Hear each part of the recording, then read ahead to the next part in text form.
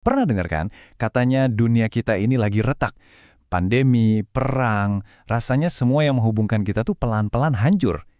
Tapi, gimana kalau cara kita melihatnya selama ini keliru? Gimana kalau sejarah justru menunjukkan bahwa krisis global itu bukanlah akhir, tapi malah jadi awal dari koneksi yang lebih kuat? Yuk kita telusuri buktinya. Nah, kalimat ini kayaknya ada di mana-mana ya sekarang. Ini jadi narasi umum. Katanya sih, era keemasan globalisasi udah lewat, dan sekarang kita semua lagi menuju perpecahan. Coba deh kita lihat daftar ini. Kelangkaan pangan, wabah penyakit, kerusuhan sosial, sampai perebutan jalur perdagangan. Gambaran ini kan bukan cuma potret dunia kita hari ini aja, tapi ini seperti gema dari krisis-krisis besar di masa lalu. Iya, akrab banget kan. Pola yang sama ini kayaknya berulang terus dah. Nah, ini yang bikin kita penasaran. Gimana sih sebenarnya dunia kita merespon pas lagi di bawah tekanan hebat kayak gini? Oke, disinilah letak ide utamanya. Pandangan umum bilang kalau krisis itu menghancurkan dunia, bikin globalisasi jadi berkurang. Tapi ada sejarah tersembunyi yang nunjukin hal sebaliknya. Guncangan pasokan atau supply shock itu justru menemukan kembali dunia. Jadi krisis bukan menuju berkurangnya globalisasi, tapi menuju globalisasi yang baru. Bukan seperti rem, tapi malah kayak pedal gas yang mendorong kita ke arah yang baru. Untuk membuktikan ide yang kedengarannya agak aneh ini, yuk kita mundur jauh ke belakang. Studi kasus pertama kita, krisis kelaparan dahsyat di tahun 1840-an yang anehnya justru melahirkan era konektivitas global yang pertama. Kutipan dari Friedrich Engels ini menarik banget loh, karena dia dan Karl Marx ngelihat krisis pangan dan finansial di tahun 1840-an itu sebagai bukti kalau kapitalisme bakal runtuh. Mereka yakin banget, ini nih awal dari kehancuran. Tapi coba lihat apa yang terjadi selanjutnya.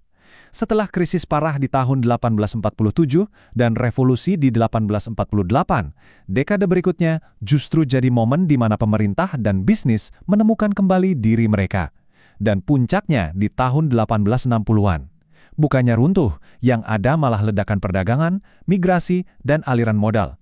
Guncangan pasokan tadi justru maksa Eropa buat berinovasi besar-besaran. Dan inovasinya itu nggak main-main.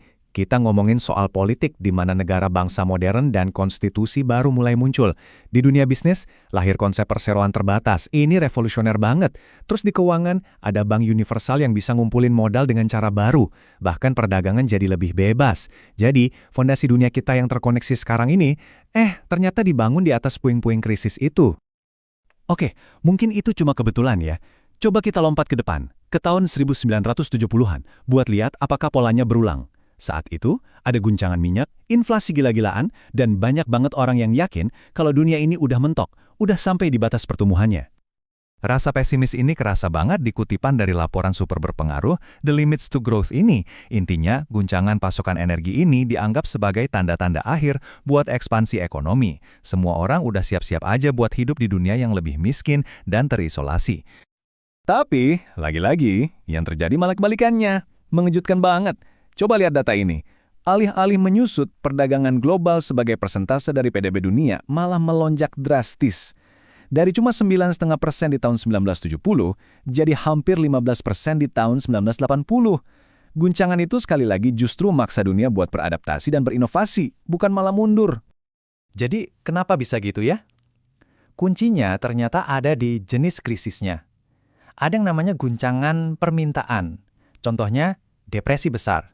Solusinya itu biasanya dari atas ke bawah, makro dari pemerintah.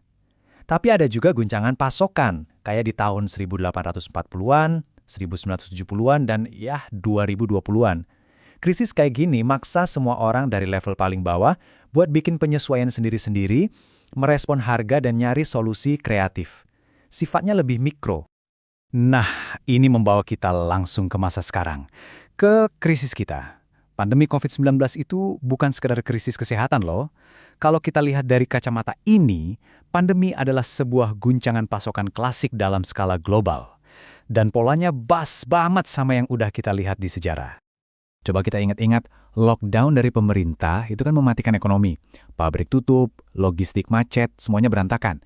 Tiba-tiba kita kekurangan chip komputer, kekurangan kontainer pengiriman. Ini bukan karena orang nggak mau beli barang, tapi karena barangnya nggak bisa diproduksi atau dikirim.